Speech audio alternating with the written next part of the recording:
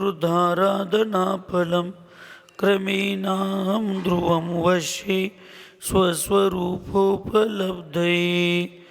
पंचपरमेष्ठी भगवान की, अहिंसामय विश्व धर्म की, सिद्धांत शास्त्र की, परम पूज्य आचार्य अमित कथी महामुनिराज की, चरित्र चक्रवर्ती प्रथमाचार्य शांति सागर जी महाराज की, संत शिरोमणी आचार्य गुरुवर विद्यासागर जी महाराज की, शांत मूर्ति वासल रत्नाकर आचार्य गुरुवर सरमती सागर जी महाराज की, 3 करोड़ महामुनिराजों की आज के आनंद की।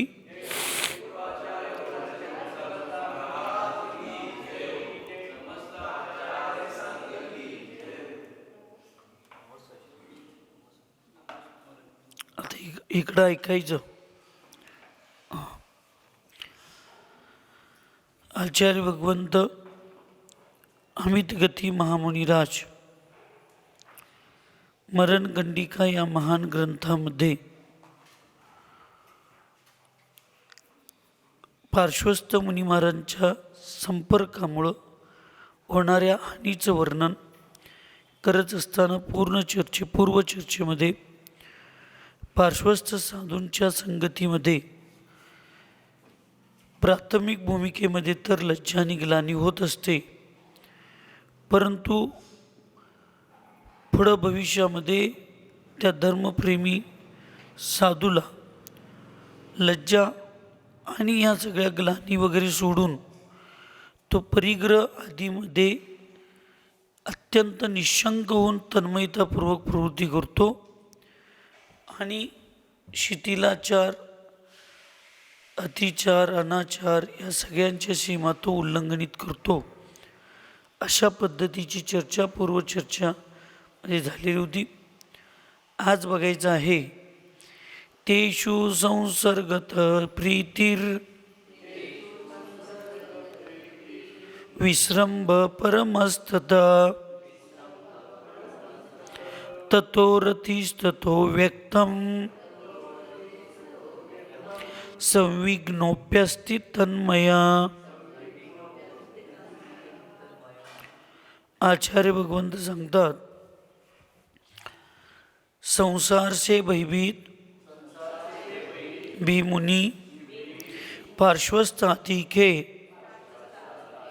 बार बार संसर्ग से सर्वप्रथम प्रीतियुक्त होता है, अर्थात उनसे प्रीति करने लगता है. प्रीति हो जाने से उनके प्रति विश्वास बन जाता है. उन विश्वास से उसका मन उन भ्रष्ट साधुओं के प्रति अनुरक्त हो जाता है और उनमें अनुराग हो जाने से अंत में स्वयं वैसा ही भ्रष्ट हो जाता है. अर्थात मन से भ्रष्ट होते ही वचन एवं काय से भी भ्रष्ट हो जाता है. ऐकलंय काय? हां. संसाराने भयभीत असलेला, संसार परिभ्रमणाचा भयभीत असणारे मुनी महाराज. संसार म्हणजे तुम्ही करताय ते नव्हे, तो परपंच आहे, पराची पंचायत. सारखं बायको, पोरगं, पोरगी, घरदार, शेत, नोकरी, व्यापार, स्वतःला सोडून सगळ्या जगाची पंचायत, त्याला परपंच म्हणायचं. संसार म्हणजे काय? जन्म, जरा, मृत्यू. जन्म म्हणजे जन्म घेणे, जरा म्हणजे म्हातारपण, मृत्यू म्हणजे मरण पावणे. अशा पद्धतीनं कायम या राटगाड्यात एकात मृत्यू झाले की दुसऱ्यात जन्म घ्यायचं, तिथं म्हातार व्हायचं, तिथं मरायचं. हे जे चक्र आहे, ह्या गतीतनं त्या गतीत, ह्या प्रयत्न त्या प्रयत्न, हे जे फिरायला लागलो आहे मी सातत्यानं, त्याला वास्तविक आगमामध्ये संसार म्हटलेलं आहे. आपण संसार बिरू म्हणजे काय वाटते? आपण जे प्रपंच करायला लागलो आहे त्याची भीती वाटली म्हणजे आपण संसार बिरू.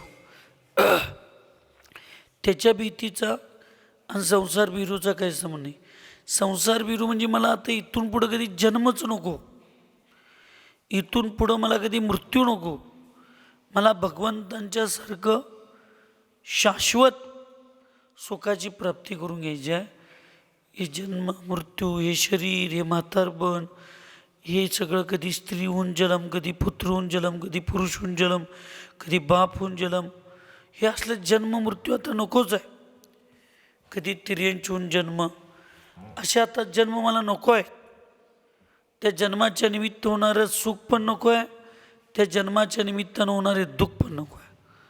त्या खाण्यापिण्याच्या निमित्तानं होणारे सुख पण नको आहेत, त्या खाण्यापिण्याच्या निमित्तानं होणारे दुःख पण नको आहेत.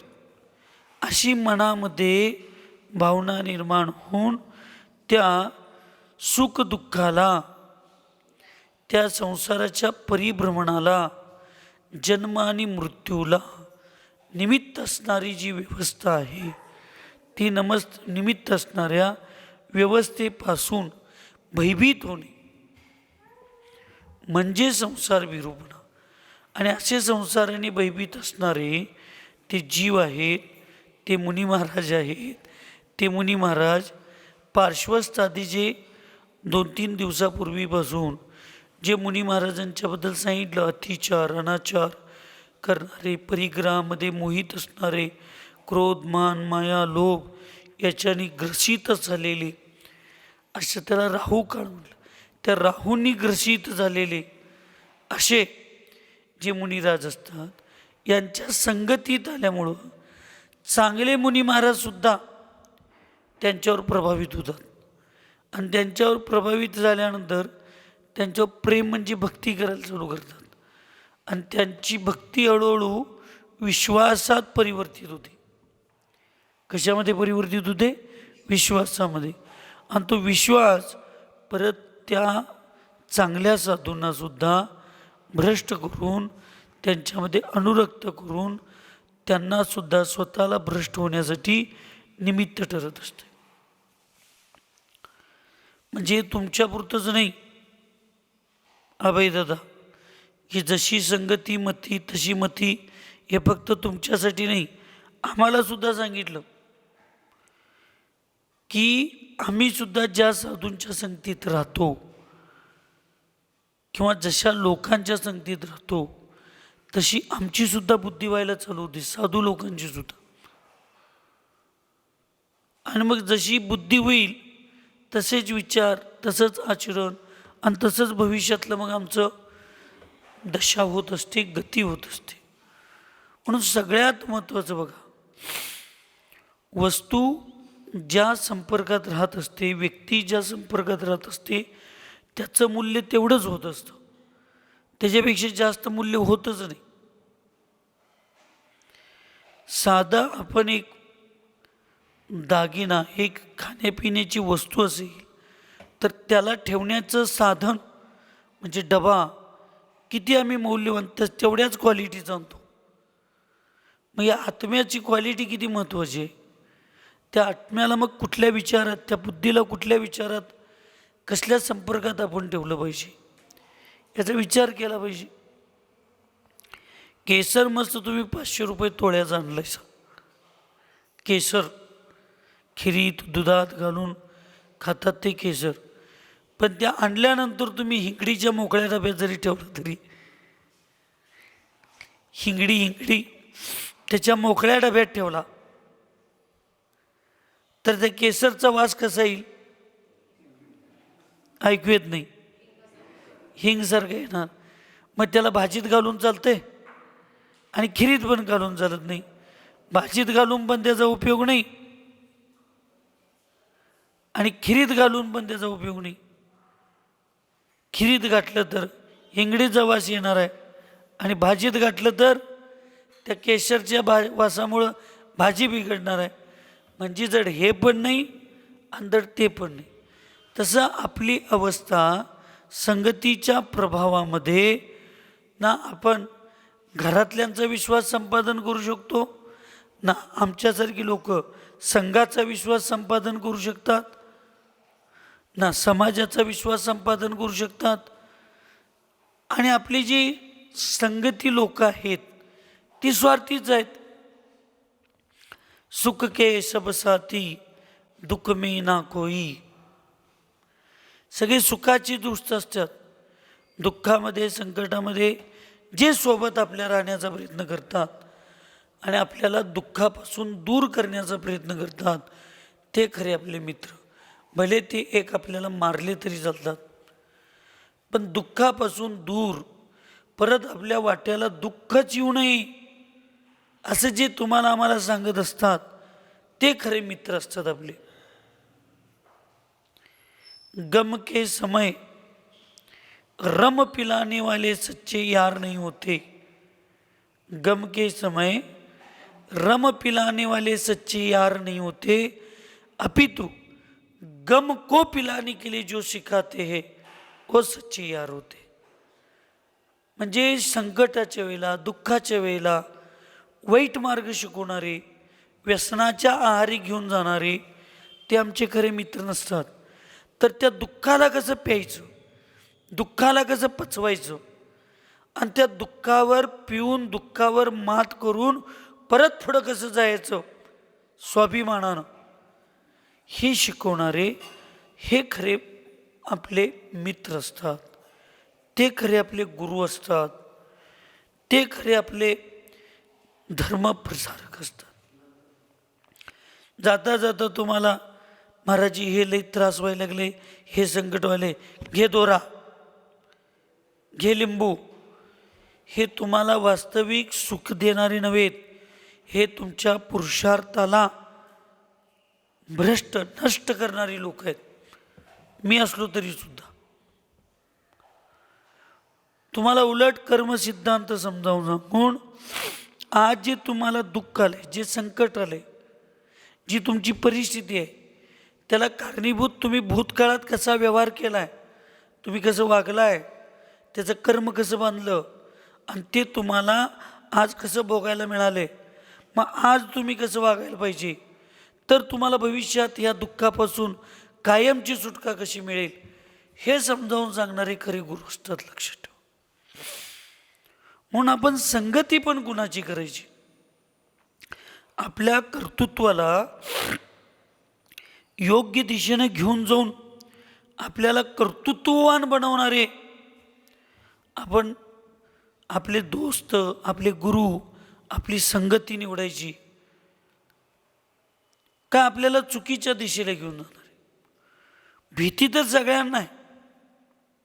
जे त्रिभुवन में जीव अनंत, सुख चाहे दुखते भैवंत, ताते दुख हारी सुखकार, कहे गुरु सिख करुणाधार. पंडित दौलतरामजींनी सांगितलं, या विश्वामध्ये जेवढे अनंत अनंत जीव आहेत, बिट्टू किती जीव आहेत, असं बागेत गेले गत बसू नकोस, कोणाची तर वाट बघत बसल्या गत. हां सांग किती जीव आहेत. आनंद आनंद जीव आहेत. ते आनंद आनंद जीव सुखाची इच्छा करतात आणि दुःखापासून भयभीत असतात. प्रत्येकाला सुख पाहिजे. मी सुद्धा दीक्षा घेतलोय, सुखाच्या अपेक्षेनंच घेतलोय. तुम्ही सुद्धा नोकरीला जाता, शेतात काम करता, उद्योग करता, बोरवेल चालवता, सगळं चालतं. कशासाठी करता? सुखासाठी. पण वास्तविक सुख काय आहे? सुख दोन प्रकारचं आहे. एक पंचेंद्रियाला निमित्त आहे ते सुख, आणि एक आत्म्याला आनंद देण्यासाठी निमित्त आहे ते सुख. पंचेंद्रियाचं सुख कितीही मोठं असू दे, मग ते अंबानी असू देत, घोडावत असू देत, नाही तर टाटा बिर्ला असू देत, कुणी असू देत, त्यांच्या सुखाचा कधी ना कधी अंत आहे. त्यांच्या सुखाचा अंत कधी ना कधी आहे. पण एकदा आत्म्याचं सुख प्राप्त झालं तर त्याचा अंत नाही. मग हे आत्म्याचं सुख मिळवण्यासाठी काय करायला पाहिजे? स्वराज. आत्म्याचं सुख मिळवायसाठी काय करायचं पाहिजे? मी म्हणजे कोण? आत्मा. कोण? मी म्हणजे कोण? आत्मा.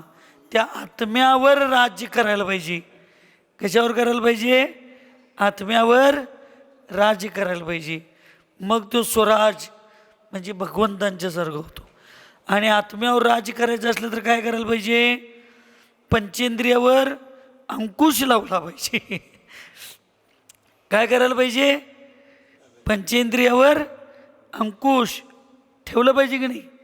हां, म्हणून पंचेंद्रियावर अंकुश ठेवलं की मग कोण होतोय? आत्मा स्वराज होतोय, म्हणजे स्वतःवर राज्य मिळवल्यासारखं होतं. हे वास्तविक जीवनाचं खरं अर्थ आहे. त्यामुळं आपण कुणाच्या संपर्कात कसं राहिलो तर कसं आपल्यावर त्याचा प्रभाव होत जातो, आणि आपलं चांगल्यांच्या संगतीत राहिलो तर आपल्यावर चांगला प्रभाव कसा होतो, आणि चुकीच्या लोकांच्या संगतीत राहिलो तर आपल्या आत्म्यावर चुकीचे संस्कार कसं होतात याचं. मग साधं एक केशर आणल्यानंतर त्या केसरला सुरक्षित ठेवण्यासाठी त्याचा डबा वेगळा आहे, तर मग आपल्या आत्म्याला सुरक्षित ठेवण्यासाठी आत्म्याचा डबा एक वेगळा आहे. लक्षात ठेव. तो डबा म्हणजे धर्म. तो डबा म्हणजे कुठला? धर्म. त्या धर्माच्या सान्निध्यात त्या आत्म्याला ठेवलं पाहिजे, तर आपला आत्मा परमात्मा बनण्याचा मार्ग प्रशस्त करत असतो. पण असे काही मुनी महाराज असतात, त्याच्या पार्श्वस्थादी अतिचारी, शिथिलाचारी, अनाचारी मुनी महाराजांच्या संपर्कात जातात. मग लक्षात ठेवा, मुनींच्यासारखे मुनी जर संगतीच्या प्रभावामध्ये बिघडू शकतात तर तुम्ही आम्ही तुमचं अस्तित्व काय? म्हणून तुम्ही आम्ही मला सुद्धा या आचार्याने सांगितलं की चांगल्या साधूंच्या संगतीत राहा, चांगल्या साधूंच्या बरोबर राहा.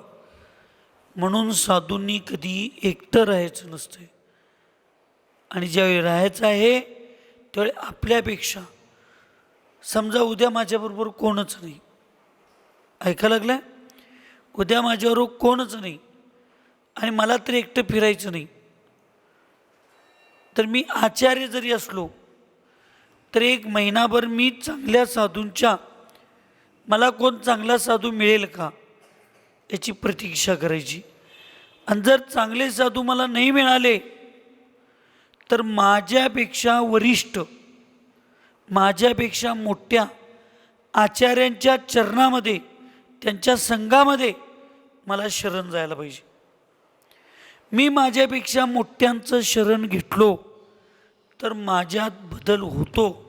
मी जर माझ्यापेक्षा लहानांना जवळ करून मी तसंच जगण्याचा प्रयत्न केलो तर माझ्या विचारात बदल होणार नाही, कारण माझ्यावर अंकुश ठेवणारे कोण असणार नाही. म्हणून शरण घेताना, संगती करताना, ऐकायला का झोपायलाय, आपल्यापेक्षा बुद्धीनं, आपल्यापेक्षा विचारानं आणि आपल्यापेक्षा आचरणानं जे श्रेष्ठ असतात त्यांच्यापाशी शरण जायचं असतं. आता PhD करणारी लोक असतात की नाही, PhD करणारी लोक, त्यांना गाईड लागतात, गाईड, मार्गदर्शक. ती ह्यांच्यापेक्षा जास्त शिकलेली असतात काही कमी शिकलेली असतात? ऐकू येत नाही. शिकलाय नव्हतं तुम्ही सगळी? सुशिक्षित आहे का नाही? द्या की उत्तर. आपल्यापेक्षा शिकलेली जास्त. गाईड करून घेताना, मला आता अर्थशास्त्रामध्ये PhD करायचं आहे, तर माझा गाईड गणिताचा असला तर चालेल की? जास्त शिकलाय खरं, कुठला गाईड पाहिजे मला?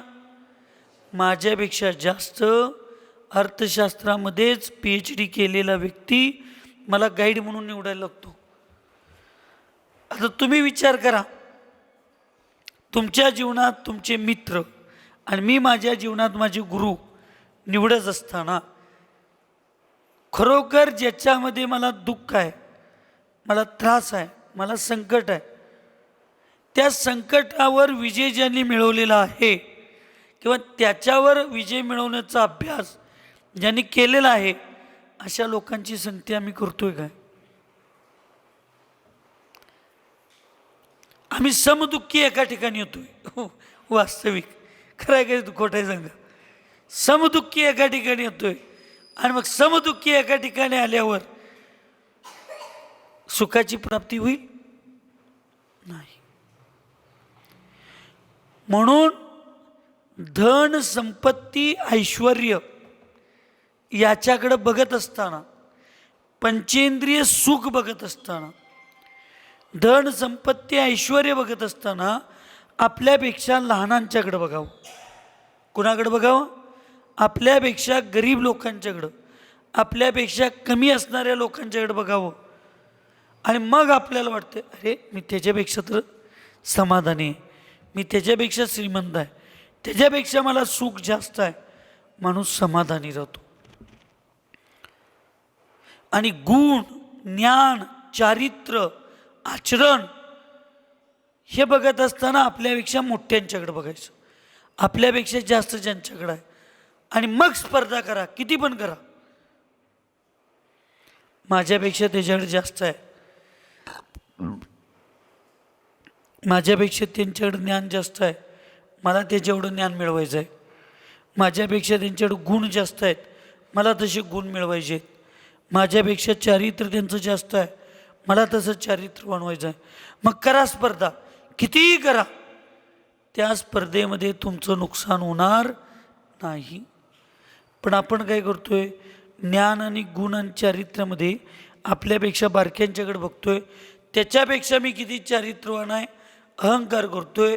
आणि धन संपत्ती ऐश्वर्यासाठी आपल्यापेक्षा मोठ्यांच्याकडे बघतोय आणि त्यांच्यासारखी व्हायसाठी आपलं रात्रंदिवस नुसता राबण्यात, मरण्यात आणि मायाचारी पाप करण्यात निघून जाते. म्हणून आता तुम्ही सगळे बिट्टूकडे बघायला पाहिजे. बिट्टू आता 2-3 दिवस भगवंतांचा अभिषेक करायला लागलाय. आज केलाय की नाही माहीत नाही, पण काल तर केलता, आज केला नाही लक्षात येते जरा. बरं आहे काय संदीप भैया, तुम्ही करून आलाय काय? बर. आज बिट्टू काल देवाचा अभिषेक घातला, आज स्वतःचा अभिषेक केला, झालं.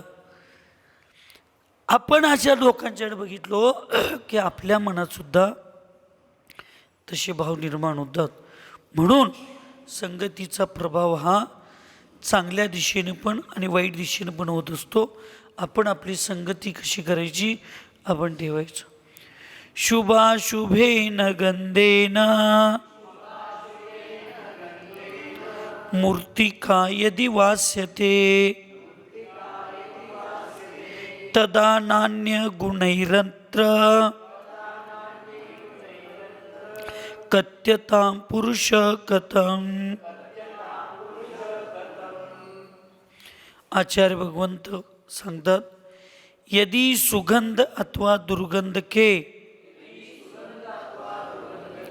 संसर्ग से मिट्टी भी सुगंधित या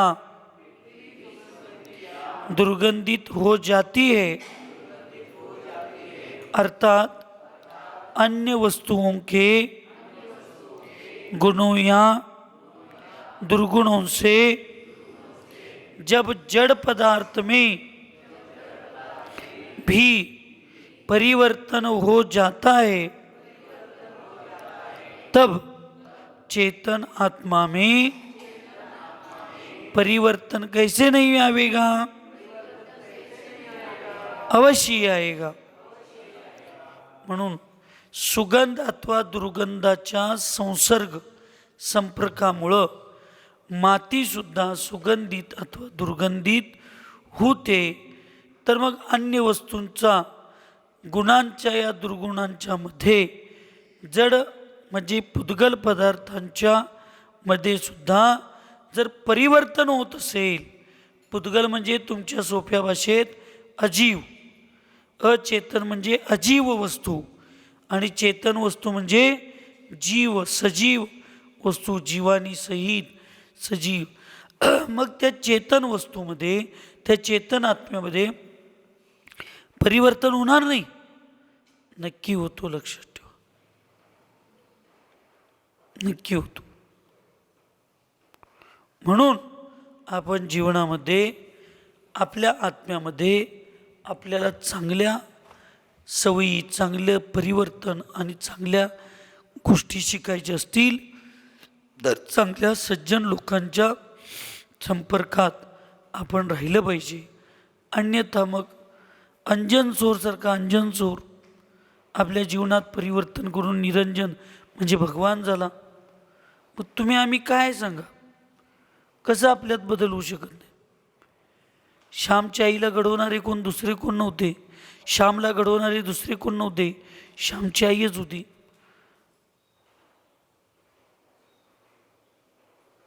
आणि या हिटलरला, या लोकांना घडवणारे दुसरे कोण नव्हते, त्यांचे आई वडीलच होते.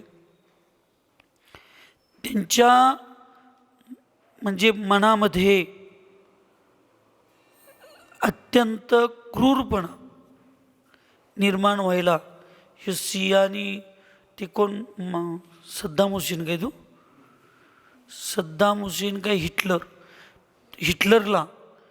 हिटलर आणि कोण आहे बरं, सद्दाम हुसेन बी गेला नाही, हिटलर तो लोकांना असं सैन्यांना एक मुस्लिम समाजाला असं मारत होतं बघा, शिया आणि सुन्नीमध्ये.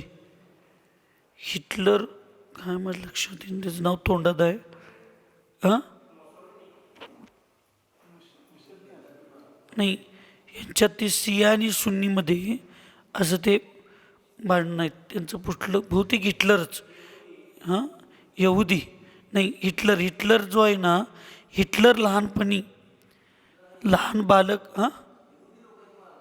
हां तो लहानपणी त्याचे जे वडील होते, त्याचे वडील ती यहुदी काय अशा समाजाचे होते आणि ते त्यांच्या आईचा इतका छळ करणार, त्या आईला इतकं त्रास देणार, म्हणजे अत्यंत ते आम्ही इथं बोलू नये असं की त्या आईच्या गुप्तांगांचा म्हणजे इतकं त्याच्यावर अन्याय अत्याचार करणार. आणि त्या हिटलरचं लहानपणी अत्यंत प्रेम आपल्या आईवर होतं आणि त्यामुळं त्याच्या लहानपणी अशी डोकीत बसलं की ही लोक ही अशीच असतात असं म्हणून तिथनं तो आपल्या वडिलापासून सुरुवात केला मारायचं. आणि त्याच्या मनामध्ये एवढं द्वेष निर्माण झाला की तो त्या समाजाला संपवण्यासाठीच निमित्त ठरत गेला. एक मी नाव 100% सांगू शकत नाही, हिटलरच असेल असं वाटतंय, पण असं लहानपणीच त्याच्या डोकीत बिंबत गेलं की लोक अशी असतात.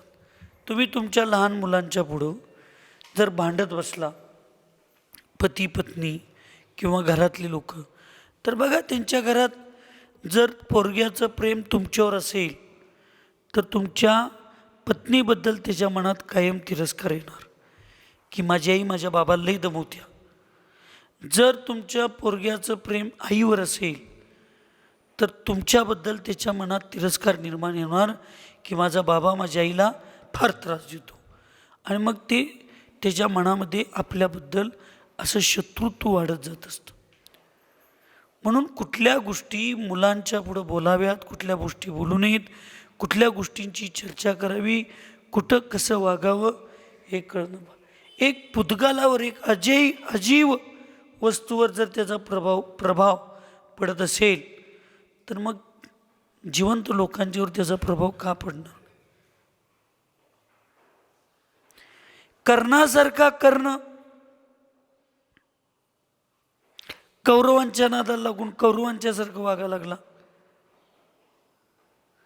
त्याचंही अत्यंत प्रेम त्याच्या राधा मातेवर होतं,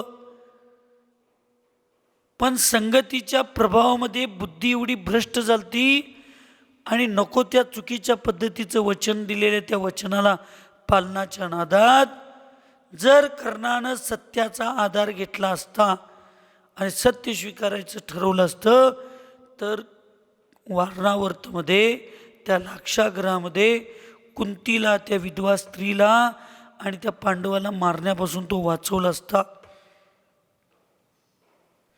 आतल्या आत त्याला वाटत होते हे चुकीचं आहे, हे चुकीचं आहे, हे चुकीचं आहे. त्याही तो म्हणतो सुद्धा, युद्धामध्ये रणभूमीवर शत्रूला मारणं हा पराक्रम असतो आणि कपटानं आपल्या शत्रूला मारणं ही त्याची हत्या असते. आणि क्षत्रियाला पराक्रम करून मारायला सांगितलंय, रणांगणावर शत्रूला कपट करून त्याची हत्या करायचं नाही म्हणून सांगितलं.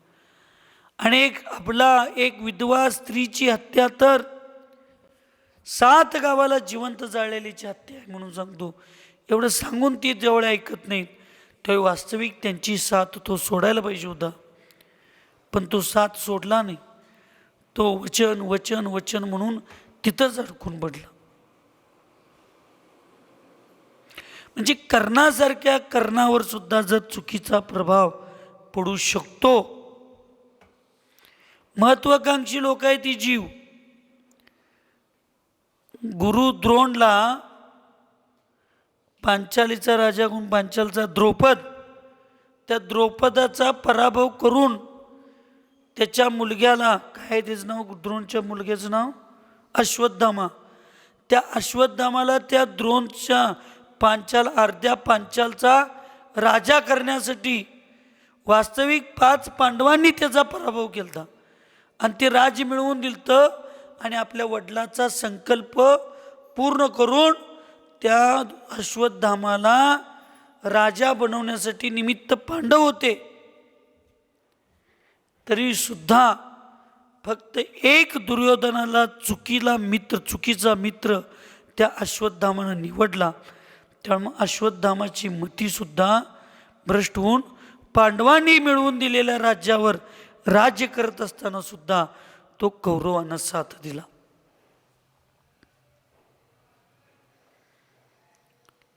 हा इतिहास आहे, लक्षात ठेवा.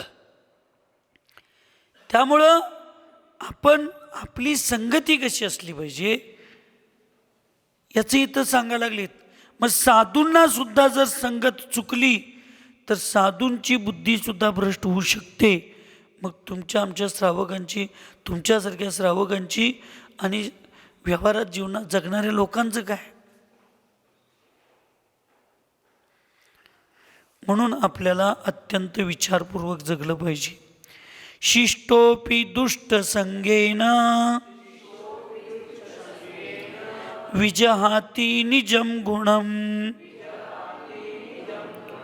नीरम किम नाग्नि योगेन शीतलत्वं विमुच्यते. अत्यंत सुंदर असं या ठिकाणी उदाहरण दिलेलं आहे, लक्षात ठेवा. दृष्टांत दिलेला आहे त्या ठिकाणी. त्यामुळं आपण हे शिकलं पाहिजे. दुष्ट जन के संसर्ग से सज्जन भी अपने गुण को छोड़ देता है.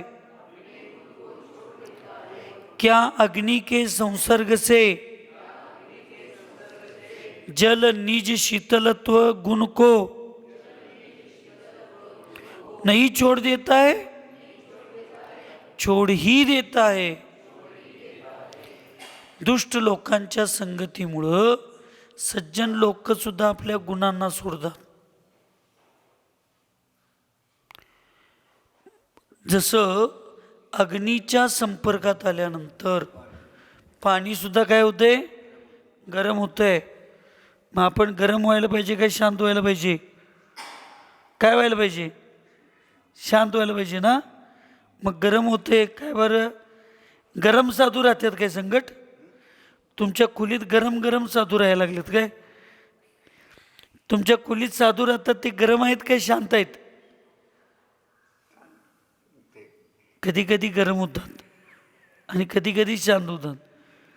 मग आता त्यांच्या नादाला लागून तुम्ही गरम होणार काय तुमच्या नादाला लागून त्यांनी शांत होणार? आता ज्याचं पॉवर जास्त आहे त्याचा प्रभाव होणार. आता कोणाची पॉवर कशी आहे कशी कळायची? ज्याची पॉवर जास्त आहे त्याचा प्रभाव होणार.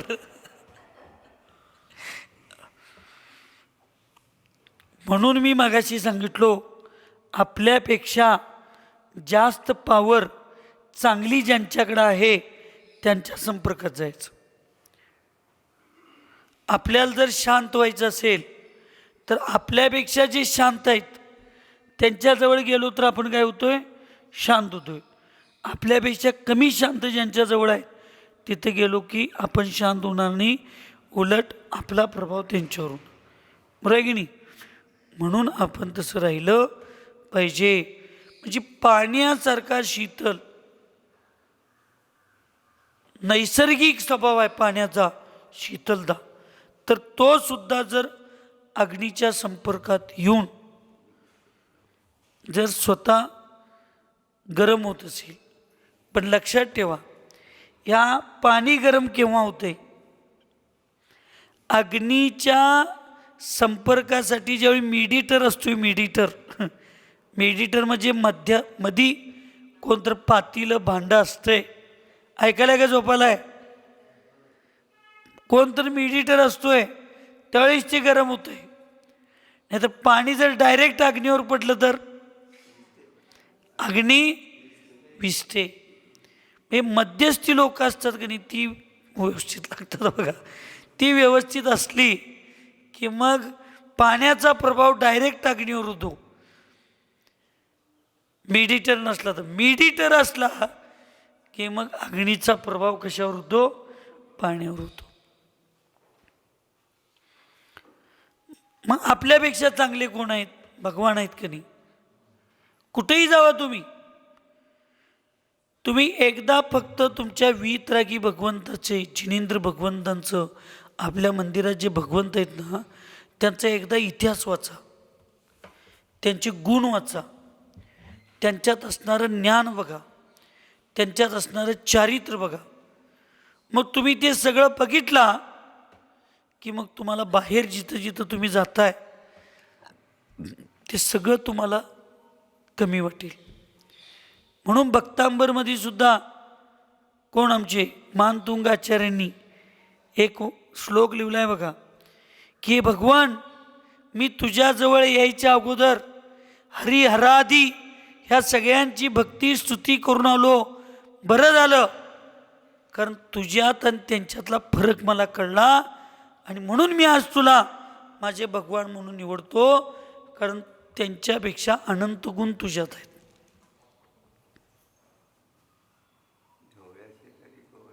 ढवळ्या शेजारी फवळ्या बांधला, वाण नाही पण गुण लागला.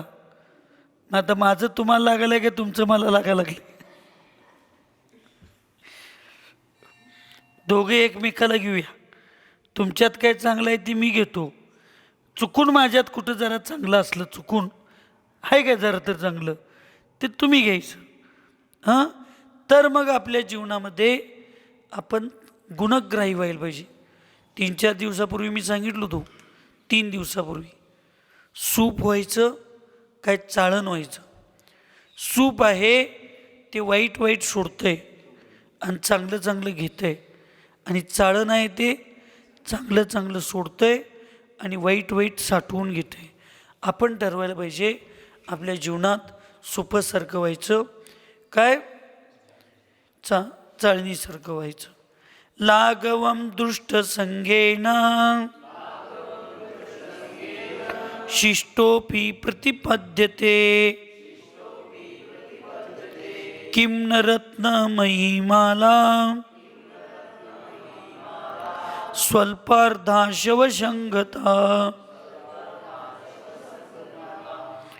दुष्ट के संपर्क से शिष्ट पुरुष भी लघुता को प्राप्त हो जाता है, क्या रत्न निर्मित माला भी शव के संपर्क से अल्प मूल्य वाली नहीं हो जाती? अवश्य हो जाती है. दुष्ट लोकांच्या संपर्कामुळं शिष्ट म्हणजे चांगले सज्जन पुरुष सुद्धा लघुता म्हणजे कमी, त्यांची किंमत कमी होत असते.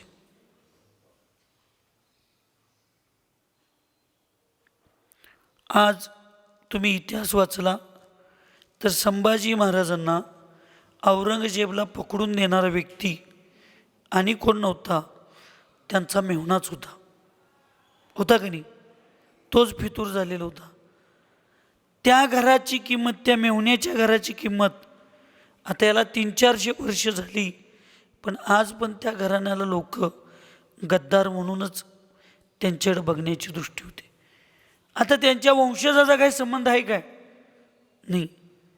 चांगल्या चांगल्या लोकांचे वंशज सुद्धा आज चुकीचं वागतात, तरीसुद्धा लोक त्यांचे वंशज म्हणून त्यांची पूजा करत असतात.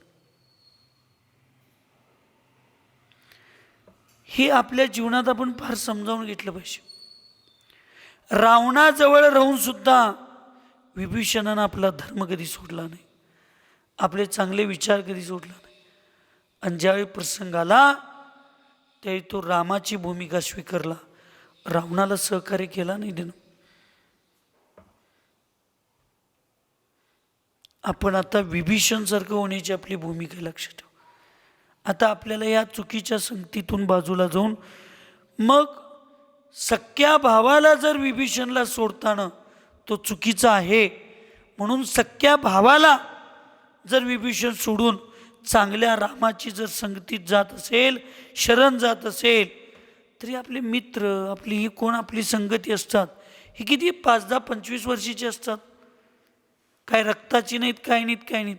त्यांची संगती सोडून चांगल्या संगतीत याला आपल्याला किती का विचार करायचं काम आहे, कशासाठी वेळ करायचं काम आहे, हे आपण ठरवलं पाहिजे. म्हणून दुष्ट लोकांच्या संगतीमुळं शिष्ट म्हणजे चांगली लोक सुद्धा चुकीच्या मार्गावर जर जात असतील, लहान होत असतील, त्यांची किंमत कमी होत असेल, तर रत्न निर्मित माला म्हणजे माळा एखाद्या प्रेतावर जर झाकली, घातलं, तर नंतर कोणती सौभाग्यवती महिलेला घाल म्हटलं तर घालणार नाही. त्याची किंमत शून्य होती, कमी होती. लक्षात. म्हणून आपण सगळ्यांनी या गोष्टी समजावून घेतल्या पाहिजेत आणि आपल्या जीवनामध्ये हा एक आदर्श घेऊन आपण चांगलं जगण्याचा प्रयत्न केला पाहिजे. संयतोपि जनैर्दुष्टौ दृष्टानामिय संगत क्षीरपा ब्राह्मण शौंड शौंडानामिव शंक्यते दुष्टों की संगति में आया हुआ संयमी मुनि भी लोगों द्वारा दुष्ट ही माना जाता है, जैसे कि दुग्ध पीने वाला ब्राह्मण मद्यपायी के संपर्क से मद्यपायी रूप से ही शंकित किया जाता है.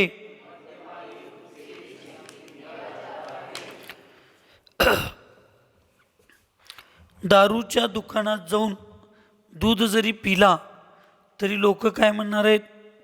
बिट्टू काय म्हणणार आहेत?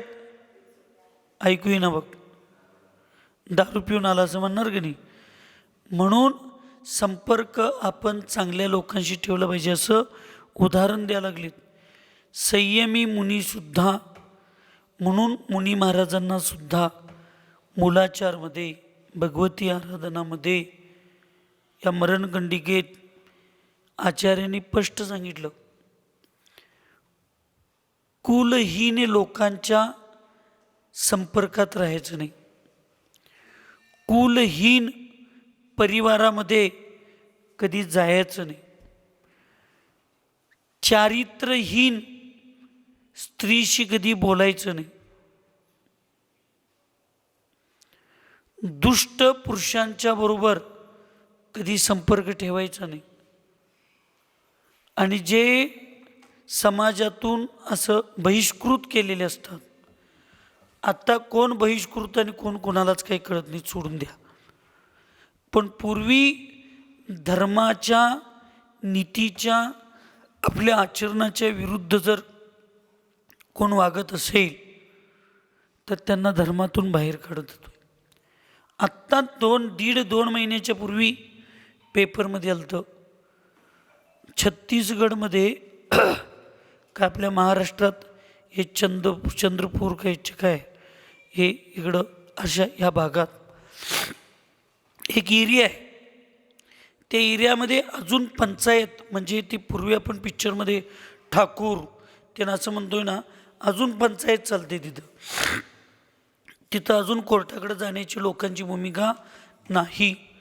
तर त्या भागात एक विशिष्ट समाजाची मुलगी अन्य त्यांच्यापेक्षा लो समाजाच्या मुलाशी लग्न केली आणि त्या आईवडिलांनी त्यांचा संपर्क ठेवला त्या मुलगीचा. तर त्या पूर्ण समाजानं मिळून त्या परिवाराला वाळीत टाकलं. ते परिवार कोर्टामध्ये गेलं. कोर्टाने हे चुकीचं आहे म्हणून सांगितलं, पण त्या समाजानं कोर्टाचा अभिनय केला नाही. पण त्यांनी सांगितले ठीक आहे, आमच्या समाजातनं हे करता येत नाही ना, आता समाजाला आपल्या धर्माबद्दल किती स्वाभिमान आहे बघूया. कुणाच्याही कार्यक्रमाला त्या परिवाराला बोलवायचं नाही. त्यांनी स्वतःच आपल्या धर्माबद्दल एवढं स्वाभिमान बाळगले. अशी ते समाजातून बहिष्कृत केलेली जी लोक असतात त्यांच्या घरी आहारला जायचं नाही, त्यांच्या घरी पादपूजेला जायचं नाही. असं साधूंना सुद्धा त्या ठिकाणी बंधन असतात. का तर तुम्ही त्यांच्या संपर्कात गेला तर तुम्ही सुद्धा तसंच झाला. एवढ्यासाठी तर आहारासाठी आमचे नियम असतात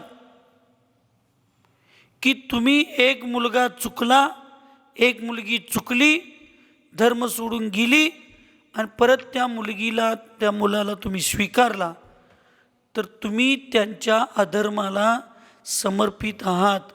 तुम्ही त्यांना अनुमोदना दिला म्हणजे तुम्ही पण त्यांच्या पापाला जबाबदार आहात, अनुमोदित आहात. म्हणून त्यांनी जेवढी दोषी आहेत तेवढेच दूषित तुम्ही पण असता. काय एका मंत्र्याला मंत्रिपदाचा त्याग करावा लागला 4-5 वर्षापूर्वी. तुरुंगात जाऊन बसावं लागलं. का बरं? फक्त दाऊद इब्राहिमशी संबंधित असणारी मालमत्ता विकत घेतली म्हणून. मग एका दाऊद इब्राहिमची मालमत्ता विकत, त्याच्या बहिणीची काही कोणाची तर मालमत्ता विकत घेण्याच्या खरेदीमध्ये जबाबदार ठरवले, कारण तो देशद्रोही आहे म्हणून त्याला मंत्रिपद सोडावं लागलं. मग डायरेक्ट दाऊदशी संबंध ठेवणाऱ्यांना किती मोठी शिक्षा असू शकते. मग देशद्रोही आणि धर्मद्रोही या दोघांच्यात काय अंतर नाही, लक्षात ठेवा. धर्माची निर्मिती अनादी कालापासून आहे, देशाची निर्मिती आत्ता झाली. त्याला 100, 200, 500, 1000, 2000, 5000 वर्षे कालावधी असू शकतो. हा भारत देश, हा पाकिस्तान, तो हे ह्याला काहीतरी कालावधी सुरुवात आहे. पण धर्माला सुरुवात आहे कुठून? धर्म पहिल्या म्हणजे अनादी कालापासून आहे. मग त्या धर्माचा द्रोह केलेल्यांना कसं माफ असू शकतं? म्हणून भावनिकून चालत नाही, लक्षात ठेवा. अत्यंत धर्म आमचा न्यायप्रविष्ट धर्म आहे आणि त्या न्यायप्रविष्ट धर्मामध्ये तुमचा आमचा जन्म झाला आहे.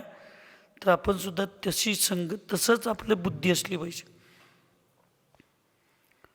म्हणून आपण लोकांनी व्यवस्थित आपल्या जीवनामध्ये जगण्याचा प्रयत्न केला पाहिजे. म्हणून दुष्टांच्या संगतीत येऊन संयमी मुनीसुद्धा दुष्ट होऊ शकतात, म्हणजे दुष्ट मानतात लोक. त्यांना जग सगळं त्यांना तसंच मानतं. तसं दूध पिणारा ब्राह्मणसुद्धा जर मद्यपायी म्हणजे दारुड्या लोकांच्या अशा लोकांच्या संगतीत गेला तर त्याच्यावर सुद्धा शंका होती. तो संशयाच्या भोवऱ्यामध्ये जातो. अशी व्यवस्था आहे, लक्षात ठेवा. परदोष परिवाद ग्राही लोको यतोखिला अपवाद पदम दोषम मुंचत्वं सर्वदातन. हे यतिगण, यह संपूर्ण लोक पर के दोष कहने को सदा ही उत्सुक रहता है, अतः अपवाद का स्थान ऐसा दोष तुम लोग सर्वथा छोड़ दो. तुमच्या माहितीसाठी सांगतो, महाराष्ट्राचे गृहमंत्री होते. अत्यंत सुंदर, चांगले, दिसायला नव्हे, कर्तृत्वाने. मी मुद्दामनं नाव घेत नाही, त्याचा कोणतर गैरअर्थ उच्च अर्थ काढतील म्हणून. अत्यंत शून्यातून त्यांनी राजकीय अस्तित्व निर्माण केलं. अत्यंत बुद्धिवान, त्यांच्यासारखे मुद्देसूर भाषण करणारे आत्तापर्यंत व्यक्तीच झाला नाही, असं आजही त्या विधानसभेमध्ये म्हटलं जातं. ते गृहमंत्री होते आणि त्यांनी सांगलीमध्ये एका कार्यक्रमाला आलते. त्यांना काहीही माहीत नाही, पण त्यांच्या खुर्चीच्या मागं, त्यांच्या स्टेजवर एक खुनामध्ये आरोपी असणारा, ज्याच्यावर आरोप होता असा एक गुन्हेगार प्रवृत्तीचा व्यक्ती त्यांच्या स्टेजवर त्यांच्या मागं होता आणि त्याचा खटला चालू होता त्या गुन्ह्याचा.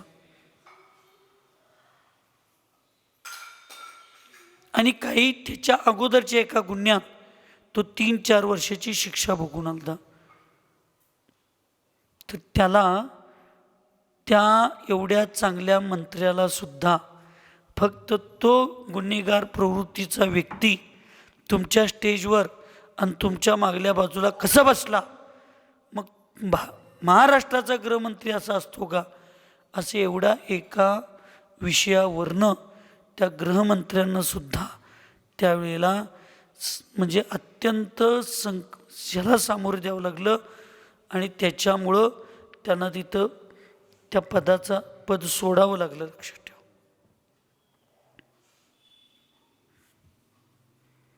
म्हणून इथं आचार्य सांगतात, यह संपूर्ण लोक पर के दोषों को दोष कहने को सदा उत्सुक रहता है. तुम्ही चांगली कामं केलेलं कुणाच्या लक्षात येणार नाही, एक चुकलेलं लक्षात येणार आहे. म्हणून अपवादाचं जे स्थान असतं, अपवादाचं स्थान, त्या अपवादाच्या स्थानापासून, त्या दोषापासून सज्जन लोकांना, साधू लोकांना, चांगल्या लोकांना सदैव दूर राहण्याचा प्रयत्न केला पाहिजे, सर्वथा दूर राहिले पाहिजेत. हे सरकारी कायद्यामध्ये सुद्धा आत्ता आहे, आमच्या तर कायद्यात अनादिकालापासून सांगितले. म्हणून आपण चांगल्या संगतीत राहण्याचा प्रयत्न करून आपलं जीवन चांगलं बनवण्याचा प्रयत्न करूया. एवढीच मंगलमय भावना करून सुखी रहे सब जीव जगत में, कोई कभी न घबरावे, वैर पाप अभिमान छोड़ जग, नित्य नहीं मंगल गावे. ओम नमः. सबको क्षमा, सबसे क्षमा.